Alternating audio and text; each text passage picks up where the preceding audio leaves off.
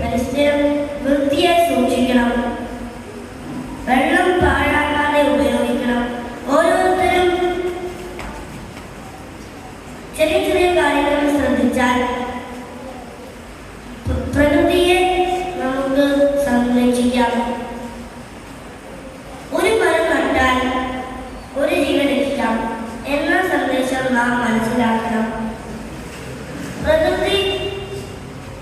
പ്രകൃതിയെ സംരക്ഷിക്കുന്നത് നമ്മുടെ ഭാവിയെ സംരക്ഷിക്കുന്നതിന് തുല്യമാണ്.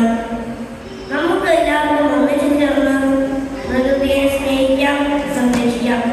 വരും തലമുറകൾക്ക് ഒരു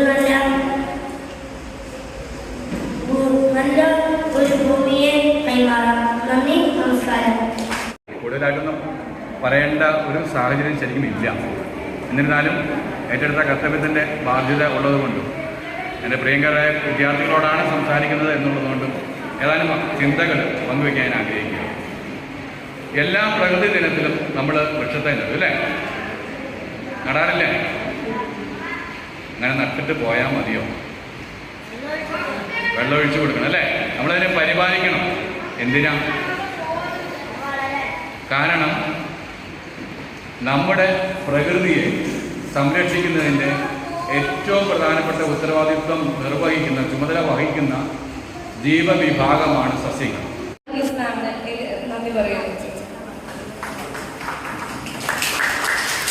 പരിപാടിയെ അധ്യക്ഷത വഹിച്ച് ബന്ധപ്പെട്ട സന്ദേശങ്ങൾ പങ്കുവച്ച ശ്രീമതി ഷാഹ്നാൻ അബ്ദുൽ സലാം സാറിനെ നന്ദി പറയുന്നു.